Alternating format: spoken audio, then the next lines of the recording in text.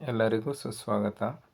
ಅಂತಾರಾಷ್ಟ್ರೀಯ ಯೋಗ ದಿನಾಚರಣೆಗೆ ಮುನ್ನಾ ದಿನವಾದ ಇಂದು ಯೋಗದ ಒಂದು ಕಿರುಪರಿಚಯವನ್ನು ಮಾಡಿಕೊಳ್ಳೋಣ.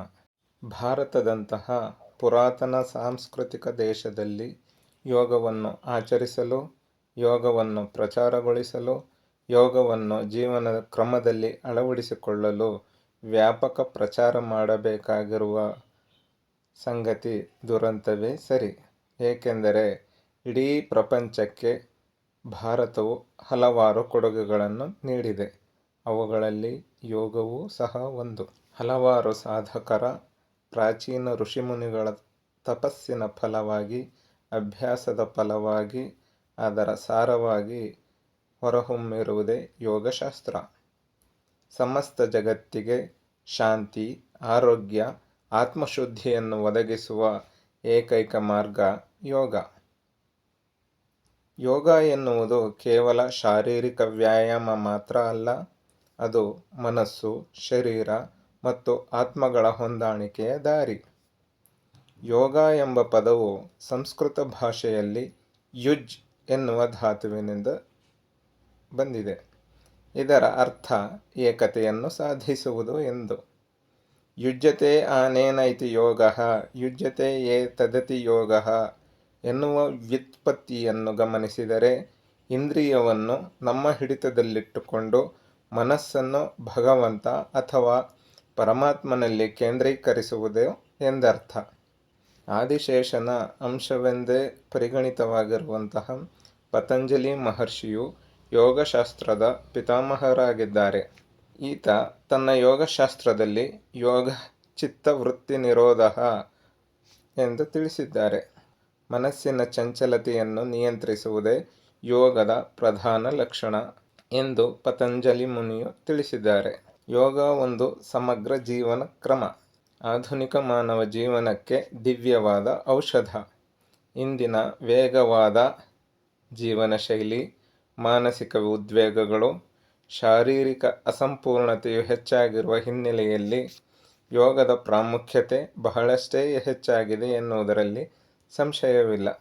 ವ್ಯಕ್ತಿಯಲ್ಲಿ ಸುಪ್ತವಾಗಿರುವ ಚಂಚಲತೆಯನ್ನು ತೊಡೆದುಹಾಕಿದರೆ ಜೀವಾತ್ಮನಿಗೆ ಸ್ವಸ್ವರೂಪವು ತನಗೆ ತಾನಾಗೆ ಸ್ಪಷ್ಟವಾಗಿ ಗೋಚರಿಸುತ್ತದೆ. ಇದೇ ಸಮಾಧಿ ಸ್ಥಿತಿ. ಈ ಸ್ಥಿತಿಯನ್ನು ತಲುಪಲು ಯೋಗವು ಅತ್ಯಗತ್ಯವಾಗಿ ಬೇಕೇ ಬೇಕು.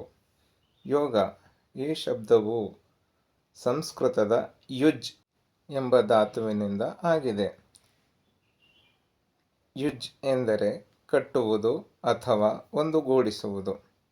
ಜೀವಾತ್ಮ ಹಾಗೂ ಪರಮಾತ್ಮ ಇವುಗಳ ಸಂಯೋಗ ಸಾಧಿಸಿ ಮೋಕ್ಷವನ್ನು ಗಳಿಸುವುದೇ ಯೋಗಿಯ ದಿವ್ಯ ಪಥ. ಯೋಗ ಸಾಧನೆಯಿಂದ ಮನಸ್ಸು, ಬುದ್ಧಿ ಹಾಗೂ ಅಹಂಕಾರ ಇವುಗಳ ಸಂಯಮ ಹಾಗೂ ನಿಯಮಿತ ಸಮ್ಮಿಲನವಾಗುತ್ತದೆ. ಅಂದರೆ ಸಮಚಿತ್ತದಿಂದ ಸುಖ ದುಃಖಗಳ, ಕರ್ಮ ಅಕರ್ಮಗಳ ದ್ವಂದ್ವದಿಂದಾಗಿ ಚಂಚಲವಾಗಿರುವ ಮನಸ್ಸಿನಿಂದ ಅತೀತವಾಗಿ ಬ್ರಹ್ಮಭಾವವನ್ನು ಪಡೆಯುವುದೇ ಯೋಗದ ಲಕ್ಷ್ಯವಾಗಿದೆ. ವೇದೋಪನಿಷತ್ತುಗಳಲ್ಲಿ, ಶ್ರುತಿಶಾಸ್ತ್ರಗಳಲ್ಲಿ, ಪುರಾಣಗಳಲ್ಲಿ, ಭಗವದ್ಗೀತೆ ಮತ್ತು ಇತಿಹಾಸಗಳಲ್ಲಿಯೂ ಕೂಡ ಯೋಗಕ್ಕೆ ಸಂಬಂಧಪಟ್ಟ ಅನೇಕ ಉಲ್ಲೇಖಗಳಿರುವುದರಿಂದ ಯೋಗಶಾಸ್ತ್ರವು ಕನಿಷ್ಠ 4-5 ಸಾವಿರ ವರ್ಷಗಳ ಹಿನ್ನೆಲೆಯನ್ನು ಹೊಂದಿದೆ. ಯೋಗ ವಿದ್ಯೆಯು ಯಾವುದೇ ಒಂದು ವ್ಯಕ್ತಿಗೆ, ಜಾತಿಗೆ, ಧರ್ಮಕ್ಕೆ ಅಥವಾ ರಾಷ್ಟ್ರಕ್ಕೆ ಸೀಮಿತಗೊಳ್ಳದೆ ಇಡೀ ವಿಶ್ವಕ್ಕೆ ಪ್ರಾಚೀನ ಋಷಿಮುನಿಗಳು ನೀಡಿರುವ ಒಂದು ವರದಾನವಾಗಿದೆ. ಹಿತ್ತಲ ಗಿಡ ಮದ್ದಲ್ಲ ಎಂಬುದೊಂದು ನಾಣ್ಣುಡಿ. ಅದರಂತೆಯೇ ಈ ಯೋಗವು ಮದ್ದಾಗಿರುವುದು ವಿದೇಶೀಯರಿಗೆ. ಅನೇಕ ವಿದೇಶೀಯರು ತಮ್ಮ ಆತ್ಮಶಾಂತಿಗಾಗಿ, ದೇಹ ಹಾಗೂ ಮನಸ್ಸ್ವಾಸ್ಥ್ಯಕ್ಕಾಗಿ ಭಾರತದ ಯೋಗವಿದ್ಯೆಯ ಕಡೆ ತಿರುಗಿ ಅನುಸರಿಸಿಕೊಂಡು, ಅಳವಡಿಸಿಕೊಂಡು ಸಾಧನೆಯನ್ನು ಮಾಡಿದ್ದು ಪೂರ್ಣ ಫಲವನ್ನು ಪಡೆಯುತ್ತಿರುವುದರಿಂದಾಗಿ ನಾವೂ ಸಹ ಅವರತ್ತ ಈಗ ತಿರುಗಿ ನೋಡುವಂತೆ ಮಾಡಿದೆ. ಯೋಗಸ್ಸಮತಾವಸ್ಥ ಜೀವಾತ್ಮ ಪರಮಾತ್ಮನೋ ಅಂದರೆ ಪರಮಾತ್ಮನಲ್ಲಿ ಜೀವಾತ್ಮನು ಸಮರಸಗೊಳ್ಳುವುದೇ ಯೋಗ. ಜೀವಬ್ರಹ್ಮರ ಐಕ್ಯವೇ ಯೋಗ ಯೋಗವೆಂದರೆ ಸಂಯೋಗ, ಸೇರುವಿಕೆ. ನಾವೆಲ್ಲರೂ ಪರಮಾತ್ಮನ ಒಂದಂಶ ಮತ್ತೆ ಆತನನ್ನು ಸೇರುವುದೇ ಯೋಗ. ಸರ್ವಚಿಂತಾ ಪರಿತ್ಯಾಗಾನ್ನಿಶ್ಚಂತ ಯೋಗ ಉಚ್ಯತೆ.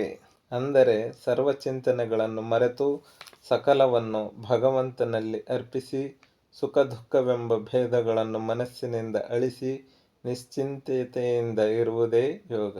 ಹೀಗೆ ಪ್ರಾಚೀನ ಗ್ರಂಥಗಳಲ್ಲಿ ಹಲವಾರು ಉಲ್ಲೇಖಗಳು ನಮಗೆ ದೊರೆಯುತ್ತವೆ.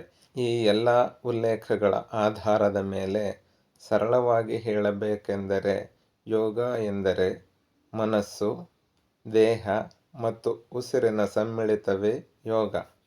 ಆಧುನಿಕ ಜಗತ್ತಿನ ಕಾಯಿಲೆಗಳಾದಂತಹ ಅಧಿಕ ಮಾನಸಿಕ ಒತ್ತಡ, ಸ್ಥೂಲಕಾಯ, ಬಂಜೆತನ, ರಕ್ತದೊತ್ತಡ, ಮಧುಮೇಹ ಹೀಗೆ ಹಲವಾರು ರೋಗ ವೈವಿಧ್ಯಗಳಿಗೆ ಏಕೈಕ ರಾಮಬಾಣ ಯೋಗ. ಈ ಯೋಗ ಸಾಧಕರಲ್ಲಿ ತೀವ್ರವಾದ ಬಯಕೆ ಇರಬೇಕು. ಬಯಕೆಯ ಜೊತೆಗೆ ಶ್ರದ್ಧಾಯುಕ್ತವಾದ ಸಾಧನೆಯೂ ಬೇಕು. ಅಂದರೆ ಸತತವಾಗಿ ತಾಳ್ಮೆಯಿಂದ ಅಭ್ಯಸಿಸಬೇಕು. ಹಠಯೋಗ ಪ್ರದೀಪಿಕೆಯಲ್ಲಿ ನ ಶಾಸ್ತ್ರ ಪಾಠ ಮಾತ್ರೇಣ ಯೋಗಸಿದ್ಧಿ ಪ್ರಜಾಯತೆ ನ ವೇಷಧಾರಣಂ ಸಿದ್ಧೇ ಕಾರಣಂ ನ ಚ ತತ್ಯತಃ ಎಂಬುದಾಗಿ ಹೇಳಿದೆ. ಅಂದರೆ ಯೋಗವನ್ನು ಓದಿದ ಮಾತ್ರಕ್ಕೆ ಸಿದ್ಧಿಯಾಗುವುದಿಲ್ಲ.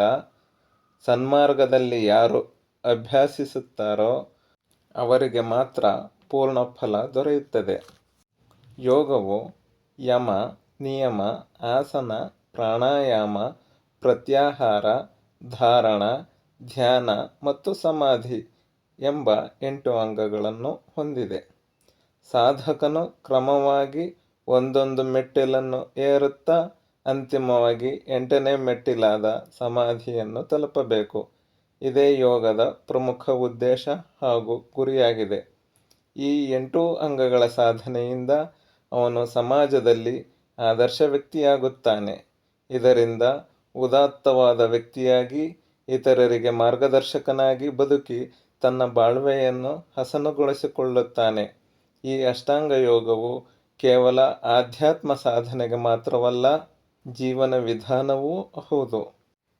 ಈ ವಿಧಾನವನ್ನು ಅಳವಡಿಸಿಕೊಂಡಲ್ಲಿ ಅನುಭವದಲ್ಲಿ ಅಮೃತತ್ವವಿದೆ ಎಂಬುದು ನಿರೂಪಿತಗೊಳ್ಳುತ್ತದೆ. ಸದೃಢ ದೇಹದಲ್ಲಿ ಸದೃಢ ಮನಸ್ಸಿರಬೇಕೆಂದರೆ ಯೋಗವನ್ನು ಅನುಸರಿಸಲೇಬೇಕು. ಜೀವಂ ಭದ್ರಾಣಿ ಪಶ್ಯಂತು ಅಂದರೆ ಜೀವನವನ್ನು ಭದ್ರವಾಗಿ ಕಾಪಾಡಿಕೋ ಎಂದು ಉಪನಿಷತ್ತಿನಲ್ಲಿ ಹೇಳಿದ್ದಾರೆ.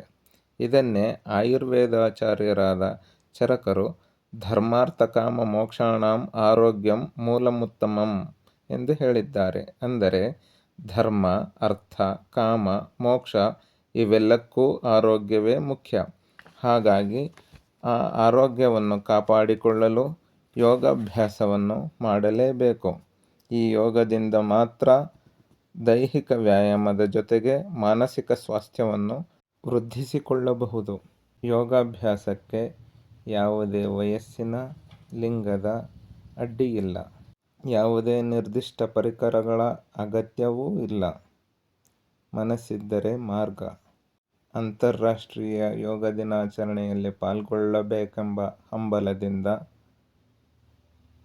ದುಬಾರಿ ಮ್ಯಾಟ್ಗಳನ್ನು, ಟ್ರ್ಯಾಕ್ಸೂಟ್ಗಳನ್ನು ಹುಡುಕಲು ಹೋಗದೆ ಸರಳವಾದಂತಹ ಉಡುಪಿನಲ್ಲಿ ಸರಳ ನೆಲಹಾಸಿನೊಂದಿಗೆ ಯೋಗಾಭ್ಯಾಸವನ್ನು ಪ್ರಾರಂಭಿಸಿ ವರ್ಷಪೂರ್ತಿ ಆಚರಿಸಿ ಅದರ ಸಂಪೂರ್ಣ ಫಲವನ್ನು ಪಡೆಯಿರೆಂದು ಹಾರೈಸುತ್ತಾ, ವ್ಯಸನದಲ್ಲಿ ದೇಹವು ಮಸಣವನ್ನು ಕಾಣುವುದು. ವ್ಯಸನವನ್ನು ಬಿಟ್ಟು ಹಸನಾಗಿ ದುಡಿದರೆ ಅಶನ ಮಸಣಗಳು ಸರ್ವಜ್ಞ ಎಂಬ ಸರ್ವಜ್ಞನ ವಾಣಿಯನ್ನು ನೆನೆಯುತ್ತಾ ಯೋಗಫಲ ಸಿದ್ಧಿಯನ್ನು ಸರ್ವರು ಪಡೆಯಿರೆಂದು ಹಾರೈಸುತ್ತೇನೆ. ಧನ್ಯವಾದಗಳು.